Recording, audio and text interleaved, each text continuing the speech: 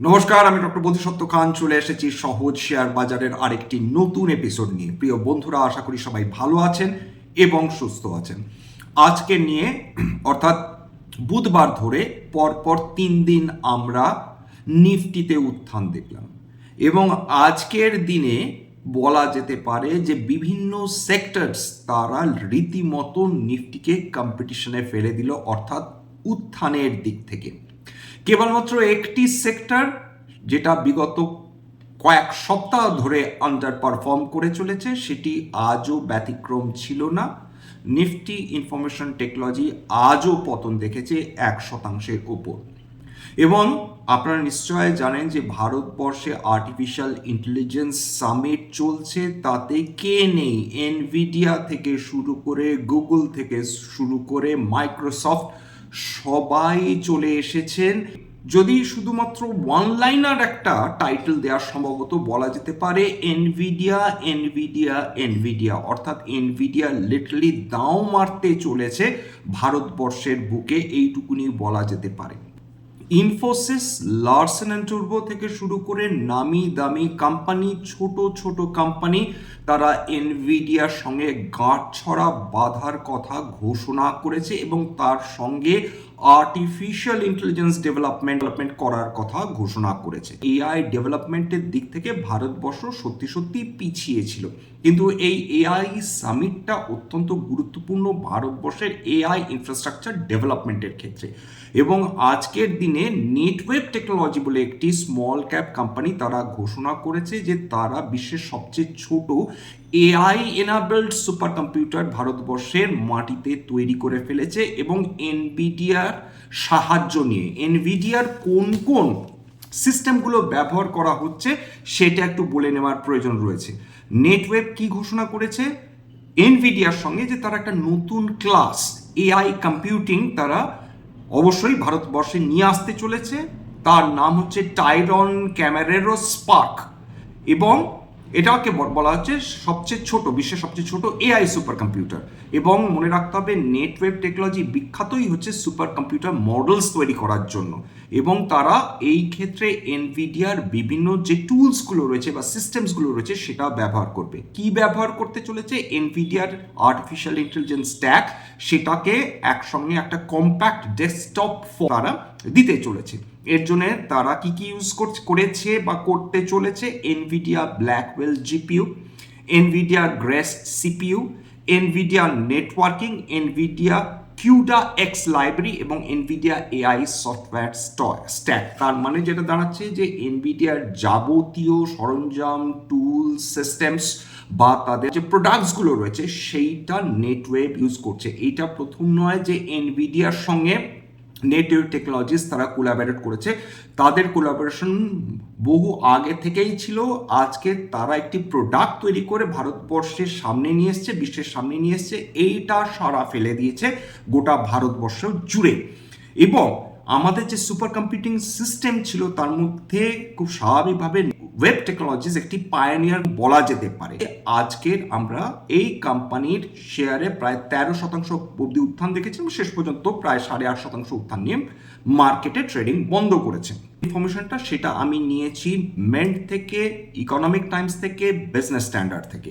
এবার গুগল এর যিনি ডিপ মাইন্ড তার যিনি চিফ এক্সিকিউটিভ অফিসার, তিনি বলেছেন যে আর্টিফিশিয়াল ইন্টেলিজেন্স ভারতবর্ষের যে যুব সমাজ রয়েছে তাদের জন্য একটা সুবিশাল অপরচুনিটি, এবং বলছে যে তোমাদের কাছে সব নেসেসারি টুলস রয়েছে, ইউজ করো, এগুলো তোমাদের বেনিফিট করতে চলেছে। কিন্তু একটা জিনিস খেয়াল করে দেখুন যে যে মুহূর্তে আর্টিফিশিয়াল ইন্টেলিজেন্স নিয়ে সরগরম শুরু হয়েছে, মানে বিভিন্ন মিডিয়া বলুন বা বিভিন্ন বিশেষজ্ঞ, তারপর থেকে কিন্তু আরও বেশি চাপ বৃদ্ধি হওয়া শুরু হয়েছে ইনফরমেশন টেকনোলজি সেক্টরের অন্তর্গত বড় বড় কোম্পানিগুলো বা ভারতবর্ষের সেরা 10টা কোম্পানি। এবার লার্সেন অ্যান্ড টুরবো এই ক্ষেত্রেও তারা বলেছে যে আমরা এনভিডিয়ার সঙ্গে গাঁটছড়া বাঁধতে চলেছি। এটা আমি মানি কন্ট্রোল থেকে নিয়েছি। ইন ভার্বাটিম বলছি, লার্সেন অ্যান্ড টুরবো shares rise 1% and mid market ডেটার কথা বলেছেন ওরা। After firm teams with Nvidia to build India's largest gigawatt scale AI factory. সোজা কথায় gigawatt scale AI data center factory তারা তৈরি করবেন বলে একটি বক্তব্য তারা পেশ করেছেন মিডিয়ার সামনে। তার মানে AI ready capacity for high density next generation workload, এইটা তাদের বক্তব্য। ভারতবর্ষে যেগুলো ইউজুয়ালি এআই নিয়ে কাজ শুরু করেছে ডেটা সেন্টার রিলেটেড, মনে রাখবেন যে এআই যে ডেভেলপমেন্ট সেটা সাংঘাতিকভাবে নির্ভরশীল তার অ্যালাইড যে সেক্টরসগুলো, এর মধ্যে রয়েছে অবশ্যই ডেটা সেন্টার্স, ক্লাউড, সঙ্গে সঙ্গে কিন্তু রিনিউয়েবল এনার্জি। কারণ আর্টিফিশিয়াল ইন্টেলিজেন্স সেটা যে চলে তার যে চালিকা শক্তি সেটা বিপুলভাবে রিনিউয়েবল এনার্জির ওপর ডিপেন্ডেন্ট, ডেটা সেন্টারের ওপর ডিপেন্ডেন্ট। এই দুটো ছাড়া আর্টিফিশিয়াল ইন্টেলিজেন্সকে সাস্টেন করানোই মুশকিল। এবং কয়েক ট্রিলিয়ন ডলার বিনিয়োগ করার কথা অলরেডি যে বিশ্বের তাবর তাবর কোম্পানিগুলো ঘোষণা করে দিয়েছে, সেটা নতুন করে বলার অপেক্ষা রাখে না। এর ফলে আজকে কোন কোন কোম্পানিগুলো উত্থান দেখেছে? নেটওয়েব টেকনোলজিস প্রায় 8.5%, E2E নেটওয়ার্ক মাইক্রোক্যাপ কোম্পানি 12.91% উত্থান দেখেছে। অরিয়ন প্রো সলিউশনস এরা ডেটা সেন্টার নিয়ে কাজ করছে এবং 5.15% এরা উত্থান দেখেছে। এরা end to end data centre solutions provider বলে থাকে নিজেদের। ওরিয়েন্ট টেকনোলজিস 7.49% আজকের দিনে উত্থান দেখে ফেলেছে। তার মানে আজকের এআই ফেসিং যে কোম্পানিসগুলো তারা আজকে উত্থান দেখেছে। উল্লেখযোগ্য যে বিগত দুদিন আগে একটি কোম্পানি তার আইপিও এসেছিল, লিস্টিং হয়েছিল, সেখানে প্রথম দিন প্রায় 7%-এর উপর পতন এবং দ্বিতীয় দিনেই সেটা আবার 7%-এর উপর উত্থান। তার নাম ফ্র্যাক্টাল অ্যানালিসিস। সেই কোম্পানিটাও নাকি এআই নিয়ে কাজকর্ম করে চলেছে। গোটা যে ঘটনাগুলো ঘটে চলেছে সেটা কিন্তু ন্যারেটিভ ড্রিভেন। এই ব্যাপারে কিন্তু আমাদের সতর্ক থাকতে হবে, কারণ যতক্ষণ না আমরা সাবস্ট্যান্সিয়াল কোনো ফলাফল হাতে পাচ্ছি ততক্ষণ আমরা কিন্তু এটা বুঝে উঠতে পারবো না যে ভ্যালুয়েশনের দিক থেকে বিভিন্ন কোম্পানিগুলো কোন অবস্থায় রয়েছে, তারা কতখানি ডেলিভার করতে পারে, তাদের ক্যাপাবিলিটি কি, এবং তারা প্রকৃত অর্থে রিসার্চ অ্যান্ড ডেভেলপমেন্ট যে অর্থাৎ যেটা হচ্ছে আর্টিফিশিয়াল ইন্টেলিজেন্সের ব্যাকবোন বলা চলে, সেই জায়গাটায় তারা কত বেশি অর্থ বিনিয়োগ করতে আগ্রহী। এছাড়া যারা ভেঞ্চার ক্যাপিটালিস্ট বা যারা এঞ্জেল ইনভেস্টার্স বা যারা হাই নেটওয়ার্থ ইন্ডিভিজুয়ালস তারা কতখানি আগ্রহী ভারতবর্ষে আর্টিফিশিয়াল ইন্টেলিজেন্স রিলেটেড রিসার্চ এবং ডেভেলপমেন্টের টাকা ঢালতে, সেটাও কিন্তু আমাদের নজরে রাখতে হবে। আর্টিফিশিয়াল ইন্টেলিজেন্স নিয়ে যে তুমুল উচ্ছ্বাস তৈরি হলো তার কারণ হিসেবে বলা যেতে পারে যে ভারতবর্ষে artificial intelligence super computing system launch হয়ে গেল, অর্থাৎ ভারতবর্ষ সঠিক পথে এগোচ্ছে বলে বিশেষজ্ঞদের ধারণা। এনভিডিয়া এমন একটা কোম্পানি যার মার্কেট ক্যাপিটাল $5 ট্রিলিয়ন। এমন একটা কোম্পানি যদি ভারতবর্ষে বিভিন্ন ভারতীয় কোম্পানির সঙ্গে গাঁটছড়া বাঁধে, তাদের টেকনোলজি এই কোম্পানিগুলোকে ব্যবহার করতে দেয়, তার মানে এনভিডিয়া ভারতবর্ষেও বিনিয়োগ করতে চাইছে, ভারতবর্ষের মার্কেটকে ক্যাপচার করতে চাইছে, যেটা নিঃসন্দেহে আমাদের পক্ষে একটা ভালো খবর। এবং এনভিডিয়ার মতন সুপার কোম্পানি যদি আমাদের দেশের বিভিন্ন কোম্পানির সঙ্গে গাঁটছড়া বাঁধে, তাহলে বুঝতে হবে সেই কোম্পানিগুলো নিঃসন্দেহে ভবিষ্যতে এমন কিছু করার পরিকল্পনা করছে যার ফলে এনভিডিয়ার কর্তৃপক্ষ বা ম্যানেজমেন্ট তারা ইন্টারেস্টেড হয়েছে এই বিভিন্ন কোম্পানিগুলোর সঙ্গে গাঁটছড়ার বাঁধার ব্যাপারে। এই যে এআই ইনফ্রাস্ট্রাকচার যে রেস চলছে, যে মানে কম্পিটিশন চলছে, তাতে ভারতবর্ষ লিডিং বা ইমার্জিং প্লেয়ার হিসাবে ইভলভ করতে পারে কিনা, এইটা নিয়ে একটা সাংঘাতিক এক্সপেকটেশন বিল্ড আপ হয়েছে বলা যেতে পারে। দেখুন, নেটওয়েব টেকনোলজি নিয়ে যেহেতু আলোচনা করছিলাম, এটার মূল কাজ কি? এটা হচ্ছে মূলত কাজ হচ্ছে হাই পারফরমেন্স কম্পিউটিং, এইচপিসি বলা হয়, এক এআই সার্ভার্স তৈরি করে এবং প্রাইভেট ক্লাউড এবং ডেটা সেন্টার হার্ডওয়্যার ডেভেলপমেন্টের ক্ষেত্রে এরা পথিকৃত একটি কোম্পানি হিসেবে ধরা যেতে পারে। সুতরাং এআই বুমের জন্য জিপিইউ সার্ভারের ডিমান্ড হিউজ, যেটা অবশ্যই প্রোভাইড করবে কিন্তু এনভিডিয়া। এবং যেহেতু এআই সেগমেন্টের সঙ্গে অলরেডি রিলেটেড নেটওয়েব টেকনোলজিস, ফলে এদের প্রতি বিনিয়োগকারীদের আকর্ষণ তৈরি হয়েছে, যেটা মার্কেট স্টোরি বলা যেতে পারে যে ভারতবর্ষ তাহলে সভরেন এআই ইনফ্রাস্ট্রাকচার ডেভেলপমেন্টের পথে খুব দ্রুত হারে এগোচ্ছে, 1 নম্বর। 2 নম্বর, ডেটা সেন্টার এবং এআই কম্পিউটেশন ডিমান্ড ভারতবর্ষে এক্সপ্লোড করতে পারে বলে বিশেষজ্ঞরা মনে করছেন। কিন্তু এটা মাথায় রাখতে হবে যে কোম্পানিজগুলো নিয়ে আলোচনা চলছে তারা অলরেডি অত্যন্ত হাই ভ্যালুয়েশনে ট্রেড করছে, সুতরাং সতর্ক থাকবেন। সবসময় একজন সেবি রেজিস্টার্ড ইনভেস্টমেন্ট অ্যাডভাইজারের পরামর্শ নেওয়ার চেষ্টা করবেন।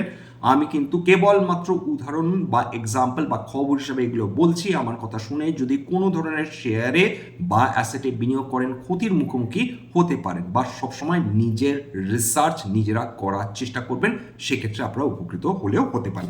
আজকের বিভিন্ন সেক্টর যারা দারুণ আউট পারফরমেন্স দেখিয়েছে, এর মধ্যে বলার অপেক্ষা নেই যে আজকের কমোডিটি মার্কেটে রূপোর দাম, সোনার দাম বৃদ্ধি পেয়েছে। আজকে সেটাও রিফ্লেক্টেড হয়েছে। নিফটি মেটাল সেক্টরে 1.33% উত্থান নিয়ে বন্ধ হয়েছে। এর মধ্যে যারা আউট পারফর্ম করেছে, হিন্দুস্তান কপার প্রায় 3.5%, হিন্দুস্তান জিঙ্ক প্রায় 0.71%, এনএমডিসি 1.34%, টাটা স্টিল প্রায় 3%, বেদান্ত প্রায় 1.5% উত্থান নিয়ে আজকে ট্রেড করছিল। নিফটি পিএসইউ ব্যাংক আগের দিনই আলোচনা করেছিলাম, ডিটেলসে বলেছিলাম যে কেন নিফটি পিএসইউ ব্যাংকগুলো, অর্থাৎ নিফটি পিএসইউ ব্যাংক যে ইন্ডাইস রয়েছে তার অন্তর্গত যে বিভিন্ন সরকারি ব্যাংকগুলো রয়েছে, তারা কেন বহু বছর ধরে আউট পারফর্ম করে চলেছে নিফটিকে বা মার্কেটকে, এবং আজকের দিনও তার ব্যতিক্রম হয়নি। আজকেরও আমরা দুর্দান্ত উত্থান দেখেছি। ব্যাংক অফ ইন্ডিয়া 1.3% ওপর উত্থান, ব্যাংক অফ মহারাষ্ট্র 2.5% উপর উত্থান, কানাড়া ব্যাংক প্রায় 2%, ইন্ডিয়ান ব্যাংক প্রায় 2% উপর উত্থান, ইউনিয়ন ব্যাংক প্রায় 2.23% উত্থান নিয়ে ট্রেড করছিল। নিফটি ডিফেন্স আজকের আবার মোরঅললেস একটা পজিটিভ মুভমেন্ট দেখিয়েছে বলা যেতে পারে। যে কোম্পানিজগুলো মোরঅললেস খুব ভালো পারফরমেন্স করেছে, বিএমএল প্রায় 1.5% উপর উত্থান, ভারত ডিনামিক্স প্রায় 3% উপর উত্থান, ডেটা প্যাটার্নস প্রায় 3.5% উত্থান, গার্ডেন রেস শিপ বিল্ডার্স প্রায় 3.5% উত্থান, এবং মিশ্র ধাতু নিগম প্রায় 1.3% কাছাকাছি উত্থান নিয়ে ট্রেড করছিল। আজকের দিনের জন্য মিড ক্যাপ এবং স্মল ক্যাপ এই সেক্টরসগুলো কিন্তু ভালো র্যালি করেছে, 8%-এর ওপর কিন্তু উত্থান দেখেছে।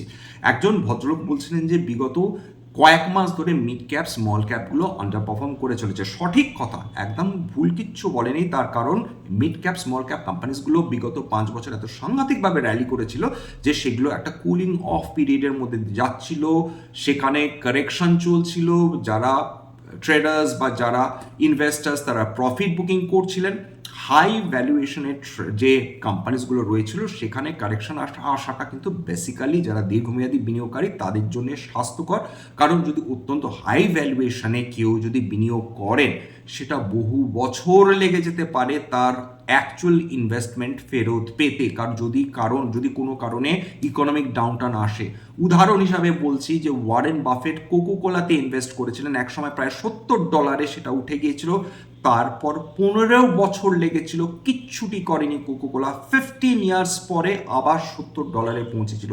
সেই পিরিয়ড অফ টাইম ওয়ারেন বাফেটের মতন মানুষও তিনি দেখেছিলেন যে তার হোল্ডিং অর্থাৎ বার্কশায়ার হ্যাথাওয়ের অন্তর্গত যে তার পোর্টফোলিও ছিল তার মধ্যে কোকোকোলা 15 বছর ধরে লিটারালি কিচ্ছু করেনি। ভারতবর্ষে উদাহরণ রয়েছে রিলায়েন্স ইন্ডাস্ট্রিজ 2007 থেকে 2017 লিটারালি 0 রিটার্ন দিয়েছিল।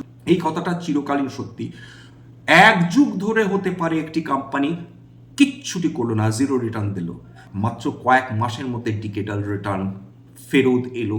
সেরকমও কিন্তু আমরা দেখে থাকি বিশ্বের বিভিন্ন শেয়ার মার্কেট, ভারতীয় শেয়ার মার্কেট তো বটেই। এবং যে ডিকেড হ্যাপেন্স ইন উইকস, এটা কিন্তু মিথ্যাচার নয়, যেটা ওয়ারেন বাফেট তার নিজের জীবন দিয়ে, তার নিজের পোর্টফোলিও দিয়ে বারবার সেটাকে সত্যি প্রমাণ করে দিয়েছে। স্ট্যান্ডার্ড ডিসক্লোজার যে কোম্পানিজগুলো নিয়ে আলোচনা করলাম, হতে পারে তার মধ্যে কয়েকটা কোম্পানিতে আমার বা আমার পরিবারের বিনিয়োগ থাকলেও থাকতে পারে, ভবিষ্যতে যদি নতুন করে কিনি বা বিনিয়োগ করি আগাম বিজ্ঞপ্তিতে কিনতে বা বিক্রি করতে পারবো না। স্ট্যান্ডার্ড ডিসক্লেমার, এটা কেবলমাত্র একটা এডুকেশন চ্যানেল, বাঙালি বিনিয়োগকারীদের ইনভেস্ট অ্যাওয়ারনেস বৃদ্ধির জন্য এখানে কোনো ধরনের কোনো শেয়ারে বাই সেল কমিউনিকেশন সাজেশন বা অ্যাডভাইস দেওয়া হয় না। সবার শেষে যেটা বলে থাকি, যদি এই ধরনের এপিসোড আপনাদের ভালো লাগে প্লিজ একটা লাইক দেবেন, প্লিজ সাবস্ক্রাইব করবেন, এবং যদি সত্যি মনে হয় আমার বাঙালি ভাই বোনদের জীবনে একটুখানি ভ্যালু অ্যাড করতে পেরেছি প্লিজ নিজের গ্রুপে শেয়ার করে দেওয়ার চেষ্টা করবেন, যাতে বহু বাঙালি বিনিয়োগকারী এই ধরনের এপিসোডের সুবিধা নিতে পারেন। নমস্কার।